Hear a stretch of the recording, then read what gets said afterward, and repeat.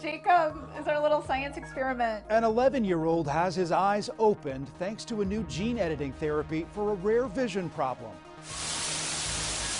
It's not just white noise. Scientists use a rainbow of colors to describe background sounds. Hear which might be the best for sleep. And the new training military veterans are getting to care for four-legged warriors.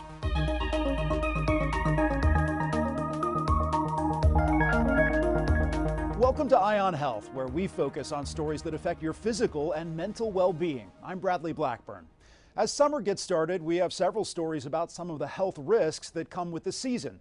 First, we go to Manuel Bojorquez in Florida to learn why a law from nearly a century ago is blocking the most effective sunscreen formulas from reaching our shores. Along sunny Miami Beach, people lather up, largely unaware that Americans' selection of sunscreens is limited compared to other parts of the world. I'm not aware of that. Yeah, we should be open to every option there is. At issue, a 1938 U.S. law that classifies sunscreen as a drug and requires animal testing, rather than as a cosmetic like parts of Europe and Asia do.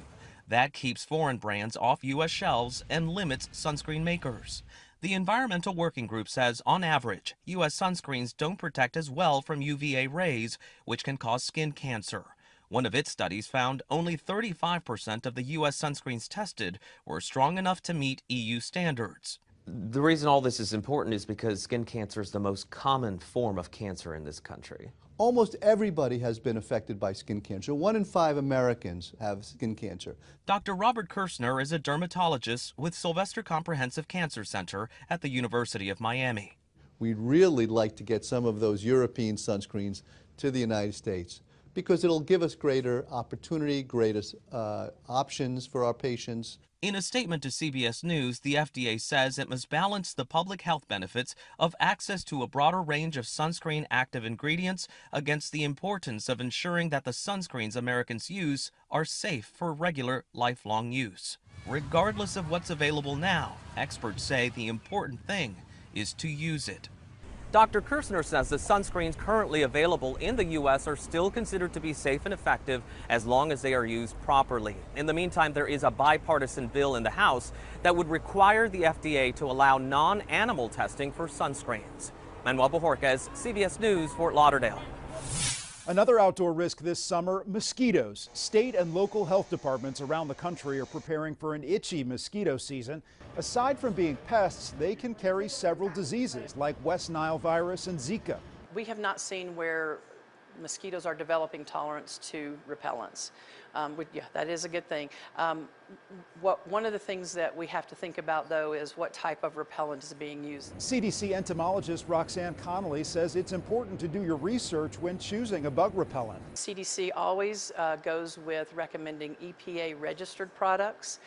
There are some you just have to read the label. Some have a shorter acting time than others do, but it's always on the label. It promises to be a very busy season. In Sacramento, California, officials are preparing for more insects this year due to late spring storms. The rain and the hot temperatures is what creates the ideal mosquito breeding conditions. Residents say they're already feeling the impact. They're really aggressive this year. They bite me all the time. They're in the house, they're outside, they're everywhere. Last year, Sacramento saw 53 cases of Zika in humans compared to just 5 the year before.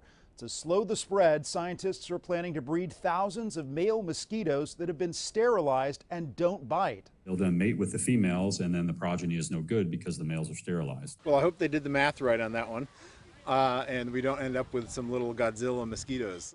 Experts say people should drain away any stagnant water around the house because that's where mosquitoes like to breed.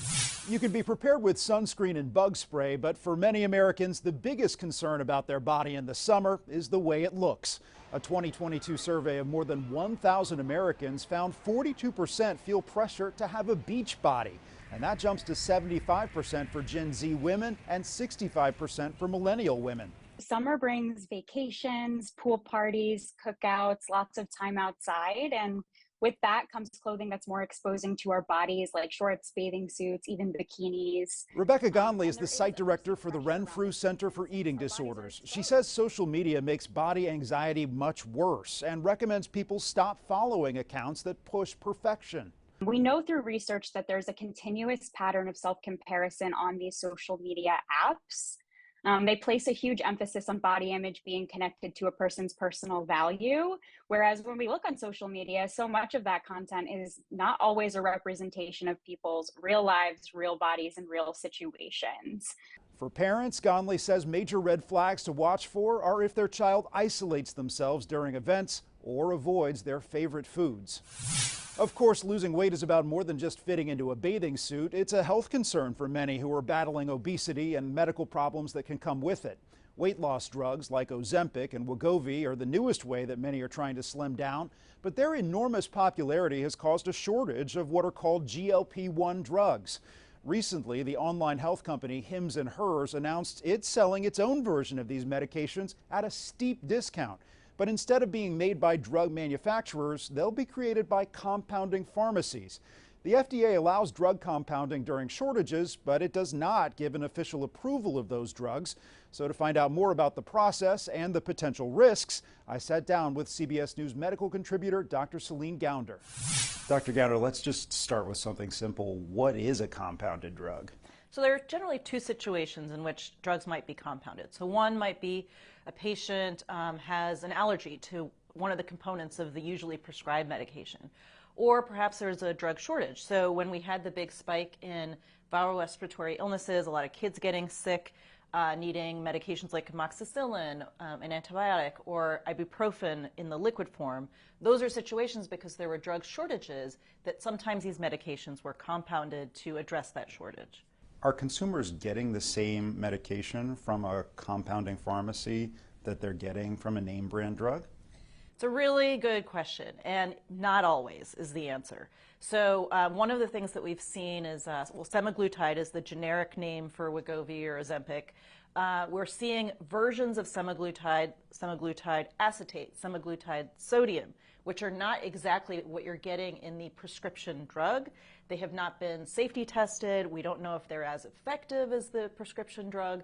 So it's really hard to say, is what you're getting really equivalent or not? We just don't know. Are there risks with taking a compounded version of a weight loss medication that are different from the risks of a name brand version?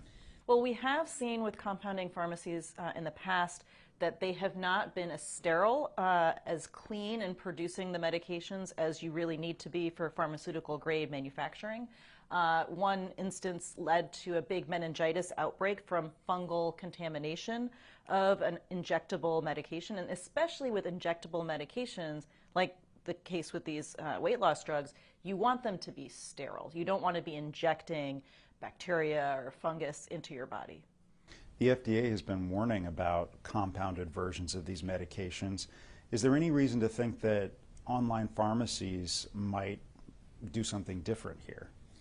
Well, these online services where people are getting the weight loss drugs, a lot of them are using compounding pharmacies to source their medications, which is partly why you can get them for so much cheaper. But the safety and the effectiveness is just not known. We have seen reports of adverse events, problems with these compounded drugs reported to the FDA. So you really do need to be careful about what you're getting. This might be a case of you get what you pay for. It might be you get what you pay for. You may be getting something that's dangerous. You might be getting something that's just counterfeit and not anything active to help you lose weight. Dr. Celine Gounder, thank you. My pleasure. A young boy from Michigan is now seeing the world in a whole new way. It's thanks to a groundbreaking therapy for his rare vision disorder. Kelly Vaughn shows us how it works. Jacob is our little science experiment. 11-year-old Jacob Peckham says trying a first-in-the-world experimental treatment is scary, but worth it. I want to help people like me because before the surgery, and then after, it felt like, I don't know, I could experience the world better. Jacob was born with retina pigmentosa, CEP290, a genetic eye condition. His mom and dad say he was a candidate for a new gene editing treatment. Just knowing that that he could get better, even if it was slightly, I was happy. They flew to Philadelphia for the procedure. The study basically delivers this genetic treatment underneath the retina after a surgical procedure. It's an injection. Basically put a needle in my eye. And as the weeks went on, his vision improved. We were just pleasantly surprised that there was a major improvement to this very new therapy, never before used in the eye. Now I can see farther and clearer. Through it, he's gotten the confidence to get outside more, to play baseball, and to even ride roller coasters. Since surgery, a lot of independence came along with it. The gene editing therapy is now going through the FDA approval process. Jacob's younger sister has the same eye condition. The family is hopeful that if the procedure is approved, it could help her and others. Kelly Vaughn, CBS News, Warren, Michigan. Coming up, the surprising group heading to the ER with cannabis poisoning and the new knee technology helping people in pain.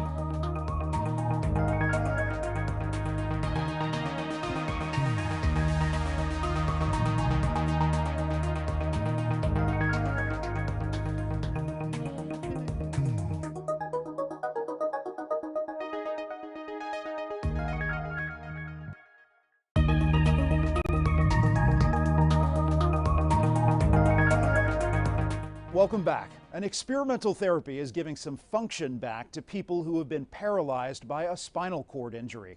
As Skylar Henry shows us, this treatment uses a device that does not need to be surgically implanted. Siobhan Campbell was paralyzed from the shoulders down in 2014 after wrestling with a friend. You can't feed yourself, you can't make it to the bathroom, you can't dress yourself, so it's very severe injury, life-changing, is not putting it lightly whatsoever. He's a quadriplegic and was among 60 people to take part in a clinical trial led by the University of Washington, testing a non-invasive electrical device. Unlike other devices, this one is placed outside the body rather than implanted and sends a strong electrical current to the spinal cord. We've seen remarkable recovery when the stimulation is applied to the back of the neck after spinal cord injury. We've seen some individuals that could barely move their hands or grasp or lift an object immediately be able to grasp first light objects, then heavier objects. Patients had weeks of intensive rehabilitation to prepare for the electrical stimulation treatment, which takes place over 12 weeks. Scientists say the device only works for patients who have maintained some neural activity. They develop this strength and dexterity over a period of months as they practice with the stimulator, and then this appears to persist for many months afterwards. Campbell says he's experiencing increased movement. Changes with my dexterity, changes in grip strength. One of my big goals was just being able to reach across my body and help wash. So they sound like simple things, but they're very functional and very important. My daughter's birthday, tying a bunch of like balloons and stuff, being able to do that, being able to give her the birthday party she wanted. He's grateful for any improvement in his quality of life. Skylar Henry, CBS News. The president of the American Psychological Association recently said that tech addiction is like a substance abuse disorder. 90% of U.S. adults and 96% of teenagers say they're online every day, according to Pew Research. And 46% of teens say they're online almost constantly. Psychiatrist Sue Varma explained researchers have seen changes in the brain after 6 or 7 hours of screen time a day. But a person who spends even less time looking at devices could still be addicted. The feeling is a loss of control over this, and the fact that you're not getting the same pleasure that you used to get from the same amount, so you keep doing it despite having negative consequences. That's when it's a problem. She suggests being intentional about your tech use, not turning to it the first thing in the morning or the last thing at night, and create spaces in your day where you unplug entirely, like during meals or workouts. There's a lot of noise in our world, but it turns out there's a rainbow of colors. Just listen. You've heard of white noise, but there's brown, green, and even pink. And scientists at Northwestern University want to know how these colors can impact our ears. Sound is made up of waves, much like light, and we know a lot about light colors. On lower wavelengths of light, we have more red frequency, and on higher wavelengths, we have more bluish and violet frequencies. So in much the same way, sound can be described with colors based on the distribution of sound. Many people use noise machines to help them sleep, and they've found pink may be the optimal setting. What we're trying to do with this research is to stimulate or boost slow wave sleep, which is one form of deep sleep. And pink noise mirrors the types of frequencies seen in that stage of sleep. Researchers say adults in small studies have had better memory recall after sleeping with pink noise. Marijuana legalization continues to sweep the country, but there's a warning from our neighbors to the north. A recent study from Canada found after legalization, there was a significant increase in older adults suffering from cannabis poisoning. The bottom line with the dangers with an older adult and CBD is that they first should speak to a physician or at least a pharmacist before they buy it, and don't just buy it in the drugstore or the coffee shop or wherever. I mean, have some thought because they need to know if there's drug-drug interactions. Dr. Barbara Krantz leads the older adults program at Caron, an addiction treatment and rehabilitation center in Florida. She says seniors need to be aware of how weed mixes with prescription medication. A lot of people are on blood thinners, high blood pressure medicine, diabetes, antipsychotics, anti-seizure medicine. It will affect those medications, and there can be dire consequences of that. Symptoms of cannabis poisoning include confusion, psychosis, anxiety, rapid heartbeat, and vomiting. A new surgical implant is giving people with chronic knee pain new hope, and UC Davis Health is one of the first in the country to offer it. Dominic Garcia spoke to one firefighter who says it's been a game changer for his life at work and at home. Whether it's work or play, Joe Barron loves to be on the go. But there was always one thing slowing him down. You have bad knees, huh? 2 bad knees, yes. Knee pain since the 80s and double-digit surgeries to go along with it. It was the point where it would hurt to walk, it would hurt to pivot. I did not have knee alignments. But Joe's doctor recommended something new called the Misha Knee System, an implantable tool that's basically a shock absorber for the knee. Is this a game changer or what? It's absolutely a game changer. Dr. Cassandra Lee is the chief of orthopedic sports medicine at UC Davis Health, one of the first in the country to offer this device. This is a first of its kind shock absorber that's made specifically for mild to moderate arthritis of the inside part of the knee, so the medial part of the knee. She says this new device shares the load and takes 30% of the weight off of the inside part of the knee. This is something where we can actually buy more time before needing an actual knee replacement. I was reluctant to kind of have more surgeries, but I knew it would give me stability. And so far, it has, allowing him to give 100%, whether it's firefighting or family. Dominic Garcia, CBS News, Sacramento. After the break, the mission to identify the remains of unknown soldiers. And a young boy is now a proud Iron Man, thanks to a high-tech prosthetic.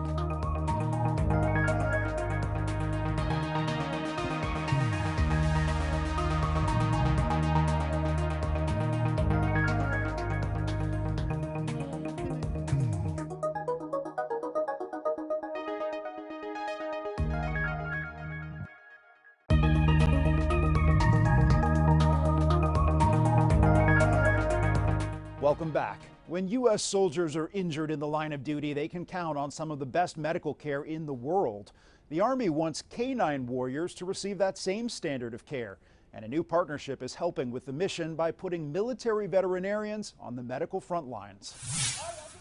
Military working dogs serve on front lines around the globe. And now, U.S. Army veterinarians are training on the front lines at home, embedding in Blue Pearl veterinary emergency rooms. They spend 3 weeks rotating with our emergency doctors, our specialists, really to get their hands on these cases, do some of the procedures that they may have to do when they're abroad. The partnership, which comes at no cost to the Army, gives military veterinarians 70 hours of online training and then real-world experience treating pet trauma before encountering it on a battlefield. In a combat scenario, the risks are that there would be a gunshot wound or there would be in the proximity of an explosive device. Colonel Deborah Whitmer says some 1,700 dogs are working across the military. Their roles are essential, and they're valuable, highly trained assets. They're what we call a force multiplier.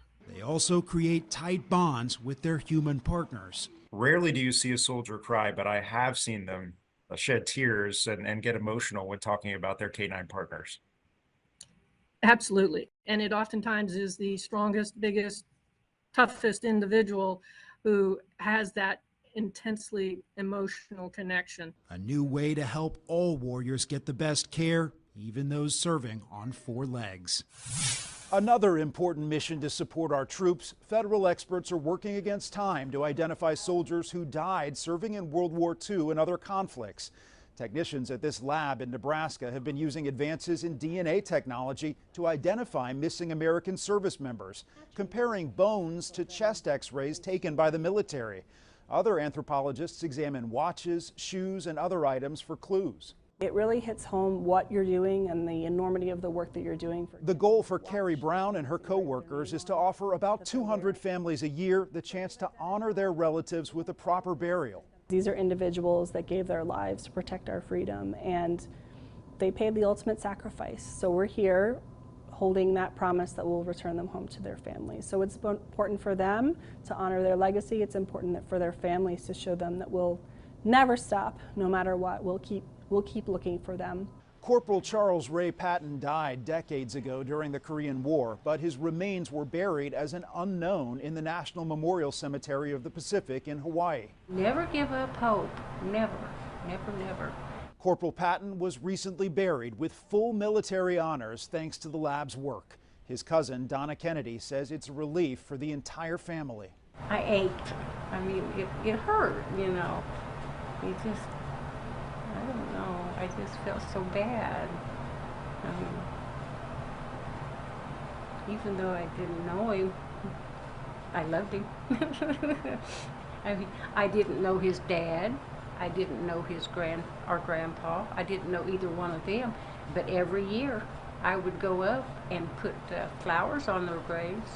The remains of about 72,000 soldiers from World War II are still unaccounted for. Experts believe about half are not recoverable due to deterioration.